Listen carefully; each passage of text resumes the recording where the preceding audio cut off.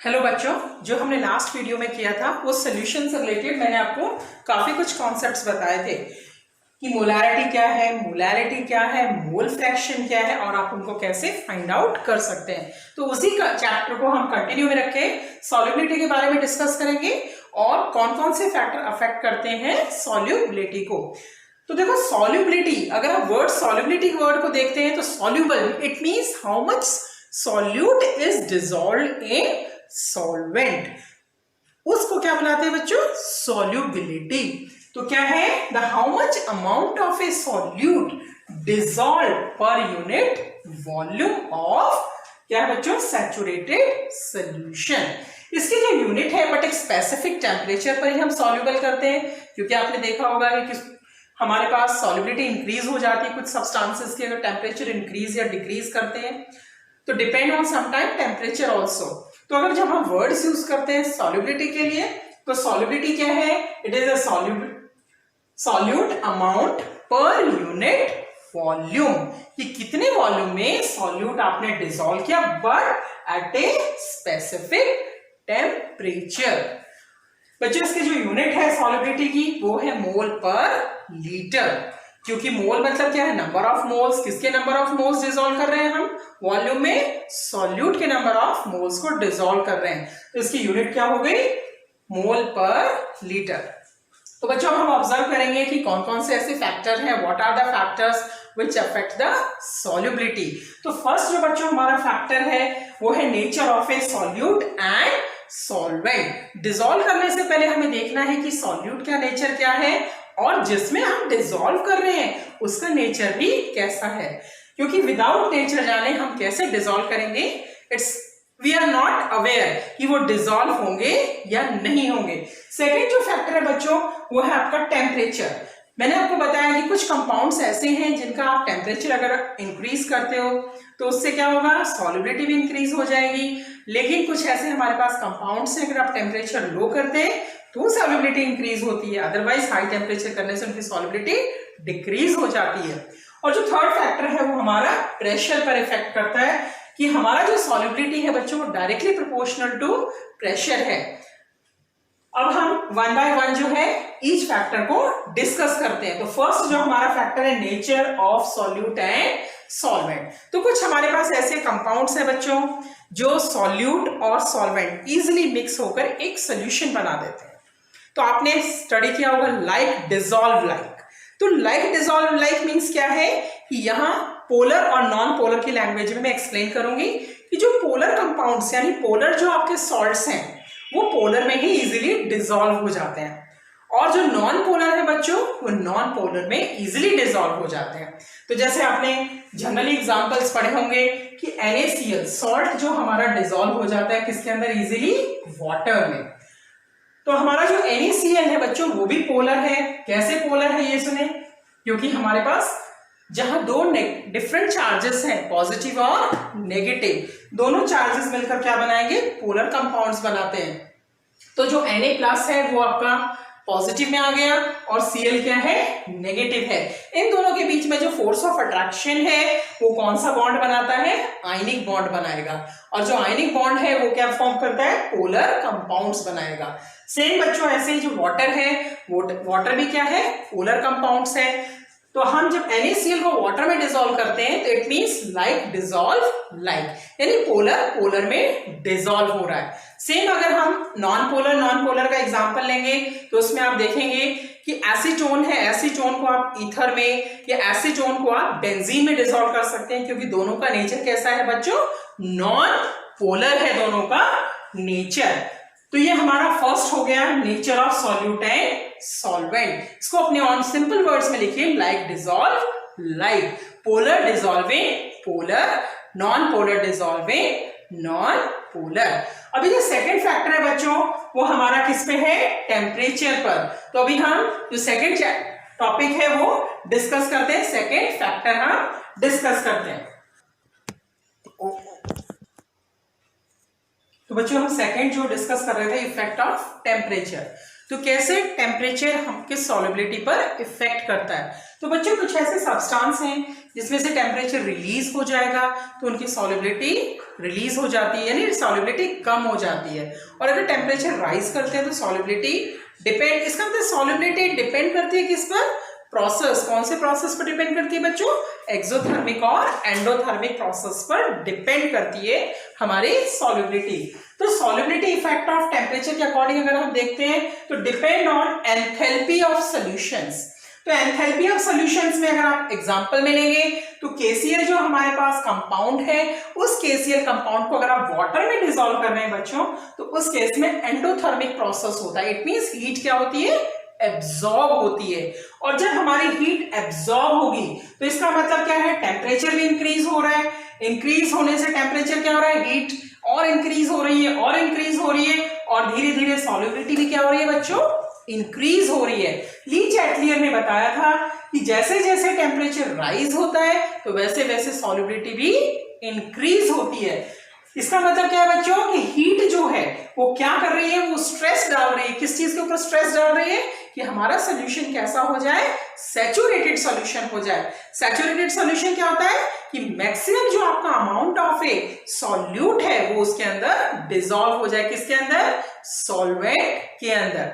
ऐसे अगर हम दूसरा कोई सब्सटेंस ले रहे हैं, अभी वाटर है समझो, जो सब्सटेंस है वो डिसॉल्व कर रहे हैं किसके अंदर, वाटर में। तो जैसे ही सब्सटेंस को वाटर में डिसॉल्व कर रहे हैं बच्चों, तो हमारी हीट क्या हो रही है, रिलीज हो रही है। और अगर हमारी हीट रिलीज हो रही है तो हमारा क्या हो गया, एक्सोथर्मिक प्रोसेस हो गया। एक्सोथर्मिक प्रोसेस में हमने देखा कि धीरे जैसे जैसे हीट रिलीज होती जाएगी तो सॉल्युबिलिटी क्या हो जाती है बच्चों, डिक्रीज हो जाती है। अगर हम किसी सब्सटेंस को वाटर में डिसॉल्व कर रहे हैं, सॉल्युबिलिटी डिक्रीज हो रही है। किससे डिक्रीज हो रही है, विद राइज ऑफ टेम्परेचर। क्योंकि टेम्परेचर राइज होगा, सॉल्युबिलिटी डिक्रीज हो जाएगी। तो हमारे पास ऐसे कुछ एग्जांपल्स हैं। अगर हम उस एग्जांपल्स के पॉइंट ऑफ व्यू से देखते हैं, जैसे एग्जांपल हमारा कैल्शियम क्लोराइड एक सॉल्ट है, उस सॉल्ट को अगर आप वाटर में डिसॉल्व कर रहे हो तो जैसे ही वाटर में डिसॉल्व करोगे तो एक्सोथर्मिक प्रोसेस होगा, हीट रिलीज होगी, और जैसे ही हीट रिलीज होगी तो टेम्परेचर एकदम राइज हो जाएगा, और टेम्परेचर राइज होने से उसकी सॉल्युबिलिटी क्या हो जाएगी बच्चों, कम हो जाएगी। जो सेकंड एग्जांपल है वो लिथियम सल्फेट है। लिथियम सल्फेट को भी अगर आप वाटर में डिसॉल्व कर रहे हैं तो उसमें बच्चों हीट रिलीज होती है। जैसे ही हीट रिलीज होगी सेम सॉल्युबिलिटी कम हो जाएगी। तो इसका मतलब सीधा सीधा क्या है बच्चों कि देयर इज नो डायरेक्ट, कोई ऐसा रिलेशन नहीं है किसमें एंडोथर्मिक और एक्सोथर्मिक में कि हम डिसाइड करें कि एक्सोथर्मिक होगा तो सॉल्युबिलिटी इंक्रीज होगी या एंडोथर्मिक इंक्रीज होगा तो सॉल्युबिलिटी इंक्रीज होगी। तो डायरेक्टली कोई रिलेशन नहीं है किसमें, एक्सोथर्मिक और endothermic with respect to solubility. Example अगर हम यहां देखते हैं कि कैल्शियम क्लोराइड है, कैल्शियम क्लोराइड को जैसे ही आप बच्चों वाटर में डिसॉल्व करोगे तो इमीडिएटली एक्सोथर्मिक प्रोसेस होता है। जस्ट इसके अपोजिट अगर हम लेंगे अमोनियम नाइट्रेट को, अगर आप वाटर में डिसॉल्व कर रहे हैं तो अमोनियम नाइट्रेट को जैसे वाटर में डालेंगे तो क्या हो जाता है, एंडोथर्मिक प्रोसेस हो जाता है। तो ये देखो दोनों एक दूसरे के अपोजिट हो गए। तो दोनों ही केसेस में क्या हो रहा है बच्चों, इंक्रीज टेम्परेचर। टेम्परेचर क्या हो रहा है, इंक्रीज हो रहा है, और इन टेम्परेचर अगर इंक्रीज हो रहा है तो डिपेंड कर रहा है फिर हमारे सॉल्युबिलिटी के ऊपर। तो बच्चों अभी हम कुछ एग्जांपल्स देख लेते हैं इससे related effects of temperature of solubility. तो फर्स्ट हमारा जो है solubility of NaBr, it mean sodium bromide, sodium chloride और KCl। ये हमारे जितने भी पोलर जो कंपाउंड्स हैं, ये जैसे ही वाटर में डिसॉल्व होते हैं तो इनकी टेम्परेचर क्या हो जाती है बच्चों, चेंज हो जाती है, और सॉल्युबिलिटी भी क्या हो जाएगी उनकी, चेंज हो जाएगी। तो डिपेंड किस पे कर रहा है हमारा सॉल्युबिलिटी, टेम्परेचर के अप और डाउन होने से। सेकंड जो है जैसे सॉल्युबिलिटी है आपका KNO3, सोडियम नाइट्रेट, KBr है, इनका सॉल्युबिलिटी बच्चों इंक्रीज होता है, बट किससे इंक्रीज होता है, विद इंक्रीज ऑफ टेम्परेचर। जैसे ही टेम्परेचर इंक्रीज होगा तो इनकी सॉल्युबिलिटी भी इंक्रीज हो जाती है। और जो थर्ड एग्जांपल है बच्चों वो हमारा जस्ट इसका अपोजिट हो गया कि अगर आप सोडियम सल्फेट है इसकी सॉल्युबिलिटी डिक्रीज हो जाएगी विद इंक्रीज ऑफ टेम्परेचर। तो बच्चों ये एमसीक्यू के फॉर्म में भी आ सकता है कि कौन सा ऐसा हमारे पास कंपाउंड्स है जिसका आप टेम्परेचर राइज करेंगे तो सॉल्युबिलिटी डिक्रीज हो जाएगी। तो ऐसा कौन सा कंपाउंड है बच्चों? सोडियम सल्फेट है। तो हमारा सोडियम सल्फेट सॉल्युबिलिटी डिक्रीज होगी विद राइज ऑफ टेम्परेचर। दूसरा आपने देखा सॉल्युबिलिटी ऑफ जो भी गैसेस हैं, वो सभी की सॉल्युबिलिटी, जितनी भी गैसेस हैं, ऑक्सीजन है, कार्बन डाइऑक्साइड है, इन सबकी सॉल्युबिलिटी बच्चों डिक्रीज होती है। किसके अंदर? जैसे आप उन गैसेस को वाटर में मिक्स करते हैं तो सॉल्युबिलिटी धीरे धीरे धीरे डिक्रीज हो जाती है, क्योंकि टेम्परेचर क्या होगा? राइज होगा। और उसका रीजन क्या है? जैसे जैसे टेम्परेचर राइज होता है बच्चों, तो वाटर के जो ड्रॉपलेट्स हैं वो धीरे धीरे कंडेंस होके लिक्विड स्टेट में आ जाएंगे, और जैसे ही लिक्विड स्टेट में आएंगी तो इसका मतलब क्या है? जो हीट रिलीज हो रही थी, एक्सोथर्मिक प्रोसेस हो रहा है, और एक्सोथर्मिक प्रोसेस स्लोली स्लोली क्या हो रहा है? कंडेंस फॉर्म में आ रहा है। तो सॉल्युबिलिटी भी स्लोली स्लोली क्या हो रही है? गैसेस की वाटर के अंदर डिक्रीज हो रही है बच्चों इन द वाटर। आपने देखा होगा मोस्टली, अगर एग्जाम्पल फॉर्म में अगर हम देखते हैं, जो फिशेस वगैरह हैं वो आपने देखा होगा पॉन्ड में हमेशा बॉटम में रहना ज्यादा पसंद करती हैं। उसका रीजन क्या है? क्योंकि जो सरफेस ऑफ द वाटर है वो सनलाइट के कांटेक्ट में आता है। जैसे वो सनलाइट के कांटेक्ट में पानी आएगा, वाटर आएगा, तो क्या होगा बच्चों? गर्म होना शुरू हो जाएगा, यानी टेम्परेचर राइज होगा स्लोली स्लोली उस वाटर का। और जैसे ही टेम्परेचर राइज होना स्टार्ट होता है तो सॉल्युबिलिटी ऑफ गैसेस कम होनी स्टार्ट होगी, यानी ऑक्सीजन की जो कॉन्सेंट्रेशन वाटर के अंदर प्रेजेंट है वो स्लोली स्लोली क्या होगी बच्चों? इवेपोरेट होनी, यानी कि वो कंडेंस होने के प्लेस पे क्या हो जाएगी? अपोजिट होनी शुरू होगी। और जो एक्वेटिक अपने फिशेस हैं, जो एनिमल्स हैं, they feel difficulty to survive, क्योंकि अपर सरफेस में क्या हो गया? अभी हमारा कॉन्सेंट्रेशन ऑफ ऑक्सीजन कम हो गया, इसलिए वो क्या करते हैं? बॉटम में स्टे करना पसंद करते हैं। क्योंकि बच्चों आपको पता है कि वाटर का जो स्पेसिफिक हीट कैपेसिटी है वो बहुत हाई होता है। अगर वाटर को गर्म होने के लिए बहुत टाइम लगता है तो वाटर को कूल होने में भी उतना ही टाइम लगेगा। तो जब तक वाटर गर्म जो होकर सरफेस तक नहीं जाएगा तब तक उसका सॉल्युबिलिटी पे इफेक्ट नहीं आएगा।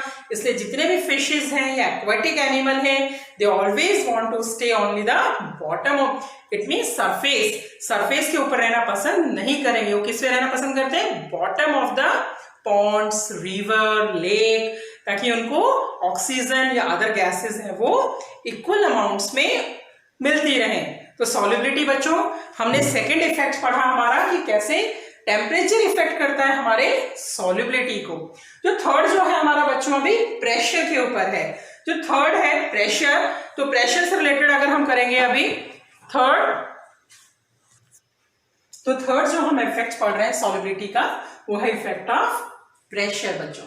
तो जो प्रेशर है बच्चों वो सॉलिड और लिक्विड में इफेक्ट नहीं करता है, क्योंकि सॉलिड और लिक्विड को आप इजिली कंप्रेस नहीं कर सकते। तो इसका मतलब pressure has no effect on solubilities, because solid and liquid we can not compress easily. But जो प्रेशर है बच्चों वो अफेक्ट करता है किसकी सॉल्युबिलिटी को? अफेक्ट करता है गैसेस की, क्योंकि गैसेस को आप इजिली किस में डिसॉल्व कर सकते हो? लिक्विड में, बट बाय अप्लाइंग प्रेशर। आपने हेनरी लॉ है, हेनरी लॉ ने क्या बोला कि जो सॉल्युबिलिटी है बच्चों वो डायरेक्टली प्रोपोर्शनल है किसके? प्रेशर के। कि जैसे जैसे आप प्रेशर अप्लाई करेंगे या उसको कंप्रेस करेंगे, यानी जितना ज्यादा प्रेशर आप फोर्स करेंगे, यानी प्रेशर को अप्लाई करते रहेंगे, तो सॉल्युबिलिटी भी क्या होती जाएगी? इंक्रीज होती जाएगी। तो इसको हम S मतलब बच्चों सॉल्युबिलिटी है और P क्या हो गया? हमारा प्रेशर है, और दोनों डायरेक्टली प्रोपोर्शनल है। But solubility by directly proportional to pressure है, बट किसमें? गैसेस में है। तो इस डायरेक्टली प्रोपोर्शनल को हम एक कांस्टेंट लगाते हैं। वो कांस्टेंट क्या हो गया बच्चों? KH लेंगे हम उसको। क्यों लिख रही हूं मैं H? क्योंकि H मींस क्या है? हेनरी। हेनरी लॉ के अकॉर्डिंग ये क्या हो गया? हेनरी कांस्टेंट हो गया। हेनरी कांस्टेंट, तो हेनरी कांस्टेंट की अगर आप वैल्यू निकालना चाहते हैं कि KH किसके इक्वल है बच्चों? इसका मतलब सॉल्युबिलिटी अपॉन प्रेशर। तो ये यूनिट है आपकी सॉल्युबिलिटी की, वो क्या है? मोल पर लीटर है। और जो प्रेशर है बच्चों वो किस में होता है? बार में होता है। तो KH की अगर हमें एग्जाम में यूनिट फाइंड आउट करने के लिए आती है तो KH की यूनिट क्या है बच्चों? मोल per litre per bar. It means KH is solubility per pressure है हमारा। उसके बाद लेकिन हेनरी लॉ को हमारे दो गैसेस हैं, क्योंकि हमने बोला जनरली कि हेनरी लॉ किस पे फॉलो करता है, गैसेस को फॉलो करता है, कि सभी गैसेस को कंप्रेस्ड कर देता है, यानी कि वो डिसॉल्व करेगा बाय अप्लाइंग प्रेशर। बट फिर भी हमारे पास ऐसी टू गैसेस हैं जो कि कंप्रेस करने से यानी कि प्रेशर अप्लाई करने से भी वो डिसॉल्व, इट मीन्स क्या नहीं होगी, सॉल्युबिलिटी उसकी इंक्रीज नहीं होती है। उसका रीजन क्या है, क्योंकि वो गैसें क्या करती हैं, वो सभी दोनों गैसेस क्या करेंगी, वाटर के साथ मिक्स हो जाएंगी और कुछ कंपाउंड्स बनाएंगी। तो हमारे जो एक्सेप्शंस देख सकते हैं आप हेनरी लॉज में, टू एक्सेप्शंस हैं, एक अमोनिया है और दूसरा क्या है, CO2 गैस है। तो अमोनिया बच्चों वाटर के साथ रिएक्ट करके अमोनियम आयन और हाइड्रोक्सिल आयन बनाएगा। इसका मतलब क्या है कि अमोनिया इजीली जो है वाटर में डिसॉल्व हो जाएगी, बट वो कंपाउंड्स बना देती है अमोनियम हाइड्रोक्साइड। सेम ऐसे ही जो CO2 है बच्चों, जैसे ही CO2 वाटर में मिक्स होती है तो क्या होगा, CO2 वाटर में मिक्स होकर क्या बनाती है, कार्बोनिक एसिड्स फॉर्म कर देती है। तो आपने सॉफ्ट ड्रिंक वगैरह में देखा होगा कि सॉफ्ट ड्रिंक में जो CO2 है, CO2 की जो कॉन्सेंट्रेशन को आप इंक्रीज करते हैं, बॉटल आपने देखो जब तक कि एयर टाइट उसको टाइटली आपने क्लोज करके रखा है तब तक ही उसके अंदर CO2 की कॉन्सेंट्रेशन है। लेकिन जैसे जैसे आप उस लिड को ओपन करेंगे सॉफ्ट ड्रिंक बॉटल्स को, तो स्लोली स्लोली क्या होगा, कॉन्सेंट्रेशन ऑफ CO2 डिक्रीज हो जाएगा, क्योंकि आप प्रेशर क्या कर रहे हो, रिलीज कर रहे हो। तो इट मींस CO2 को भी कैसे उन्होंने फिल किया है बॉटल के अंदर, बाय अप्लाइंग प्रेशर। तो जैसे प्रेशर इंक्रीज होगा solubility of CO2 is also increase. तो आपने देखा है हमारी जो बॉडी है, हमारी बॉडी के अंदर जो ब्लड है, उस ब्लड में भी जो मैक्सिमम सॉल्युबिलिटी ऑफ गैसेस में क्या है, ऑक्सीजन की सॉल्युबिलिटी है। तभी हमारी बॉडी के अंदर जो ब्लड है, हीमोग्लोबिन ऑक्सीजन के साथ कंबाइंड हो जाता है और हमारी पूरी बॉडी को सर्कुलेट करके इजीली ऑक्सीजन सप्लाई करता है। अदरवाइज डायरेक्टली ऑक्सीजन सप्लाई नहीं होगा विदाउट ब्लड। तो ऑक्सीजन इसका मतलब क्या है, highly dissolve in our blood. तो ये बच्चों हमने अभी पढ़ा इफेक्ट्स ऑफ प्रेशर, कि कैसे हमने 3 फैक्टर्स स्टडी किए।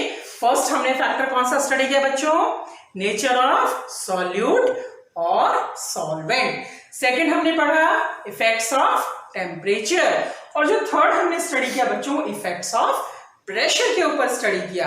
और उसी के अंदर हमने बच्चों हेनरी लॉ भी डिस्कस किया, क्योंकि हेनरी लॉ से रिलेटेड कुछ न्यूमेरिकल्स आते हैं और ये दोनों एक्सेप्शन आपको याद रखने हैं जो हेनरी लॉ को फॉलो नहीं करते हैं। क्योंकि MCQ में may be they can ask in exam कि name the 2 gases and name 1 gas which is not follow the Henry law.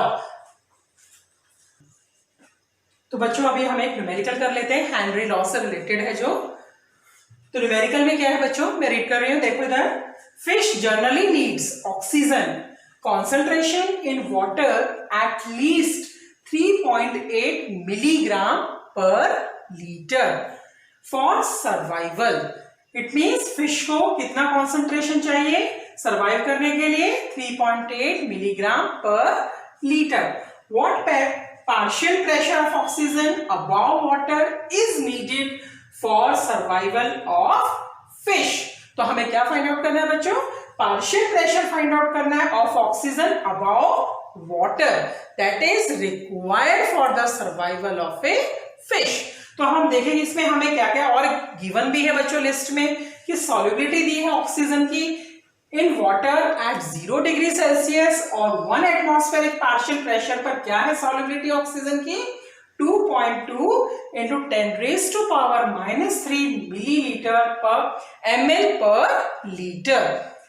उसके बाद हम देखेंगे बच्चों गिवन की पहले लिस्ट बनाते हैं, न्यूमेरिकल को जब अटेम्प्ट करते हैं बोर्ड के अकॉर्डिंग तो गिवन के भी मार्क्स होते हैं, गिवन है फॉर्मूलास हैं, उन सब के लिए भी टीचर इवैल्यूएट करता है फॉर द मार्किंग। तो सबसे पहले हम गिवन की लिस्ट बनाएंगे। गिवन में जो जो हमें यहाँ दिखाई दे रहा है बच्चों क्वेश्चंस में वो हम गिवन के अकॉर्डिंग लिखेंगे। तो क्या है गिवन बच्चों, 3.8 मिलीग्राम पर लीटर क्या है ये ऑक्सीजन की कॉन्सेंट्रेशन है, किसमें, वाटर में, for the survival of fishes. तो हमारा 3.8 मिलीग्राम पर लीटर हो गया। दूसरा हमारा सॉल्युबिलिटी दिया है क्वेश्चन में कि what is the solubility of oxygen in water, 2.2 into 10 raised to power -3 ml per liter है बच्चों। और जो हमें प्रेशर गिवन है, क्योंकि ये 1 atm लिखा है ना, 1 एटमॉस्फेरिक पार्शियल प्रेशर गिवन है, तो 1 एटमॉस्फेरिक प्रेशर हो गया।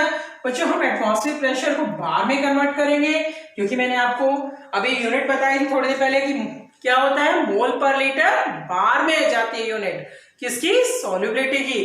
तो प्रेशर को भी हम किस में कन्वर्ट कर लेंगे, बार में कन्वर्ट करेंगे। तो 1 atmospheric pressure equal to how many bar होता है बच्चों, 1.013 बार होता है, याद रखना है। एमसीक्यू भी हो सकता है कि 1 एटमॉस्फेयर में कितने बार होते हैं। उसके बाद बच्चों हमें जो फाइंड आउट करना है, हम उसकी लिस्ट बना लेंगे कि हमें फाइंड आउट करना है partial pressure of oxygen about the water that is needed for the fish for the survival. तो उसके लिए हमें क्या करना है, मैंने अभी आपको हेनरी लॉ बताया। हेनरी लॉ में क्या बताया मैंने बच्चों कि सॉल्युबिलिटी जो है वो डायरेक्टली प्रोपोर्शनल थी, किसकी, पार्शियल प्रेशर की। और जो डायरेक्टली प्रोपोर्शनल था वो मैंने बताया था कांस्टेंट है।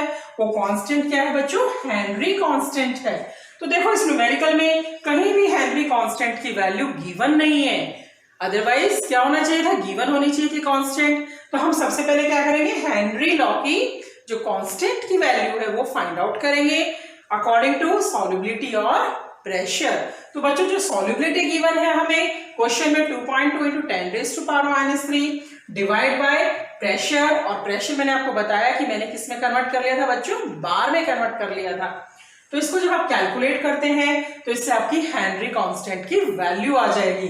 तो हेनरी कांस्टेंट जैसे मैंने पहले ही कैलकुलेट करके लिख लिया आपके लिए, टाइम वेस्ट नहीं हो, आप इजीली यूटिलाइज कर सको उस टाइम को। तो हमारे पास जो इसको आप कैलकुलेट करेंगे तो हमारा जो KH का वैल्यू है वो 2.17 × 10⁻³ ml पर लीटर पर बार आएगा बच्चों। ये हमारा हेनरी कांस्टेंट का वैल्यू हो गया। अभी बच्चों हमारे पास जब हेनरी कांस्टेंट का वैल्यू है, हमारे पास सॉल्युबिलिटी है, हमारे पास KH की वैल्यू है, और अभी हमारे पास सॉल्युबिलिटी नहीं है, क्योंकि ऑक्सीजन का मॉलिक्यूलर मास कितना होता है, ऑक्सीजन किस में है, मॉलिक्यूल में है। तो मॉलिक्यूलर मास कितना होगा ऑक्सीजन का, 32 ग्राम पर मोल। और हमें इसमें कितना दिया है, गिवन मास कितना दिया है, गिवन जो मास ऑफ द सॉल्यूट है 3.8 × 10⁻⁻⁻। ये मिलीग्राम है, मिलीग्राम को किसमें कन्वर्ट करेंगे बच्चों, ग्राम में, क्योंकि हमारा जो पीरियोडिक टेबल है वो ग्राम में है सारे वैल्यूज। तो इस मिलीग्राम को भी हम ग्राम में कन्वर्ट करेंगे। तो हम इससे क्या फाइंड आउट कर लेंगे, सॉल्युबिलिटी, किसकी सॉल्युबिलिटी, ऑक्सीजन की सॉल्युबिलिटी फाइंड आउट कर लेंगे, क्योंकि हमें जो गिवन वेट है वो ऑक्सीजन का ही है। तो 3.8 × 10⁻⁻⁻3, क्योंकि मैंने मिलीग्राम को किस में कन्वर्ट किया बच्चों, ग्राम में, और ये हो गया हमारा मॉलिक्यूलर वेट ऑफ ऑक्सीजन।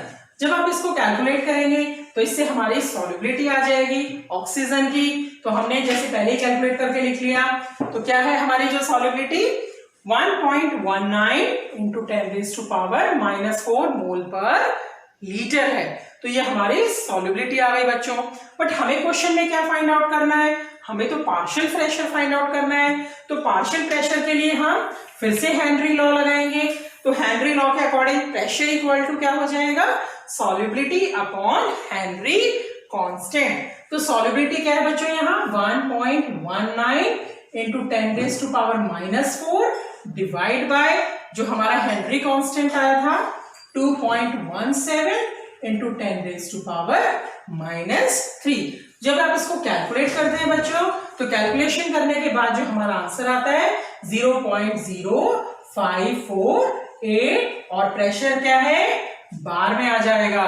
तो 0.0548 बार में हमारा आंसर क्या आ गया, pressure, partial pressure that is required for the survival of fishes.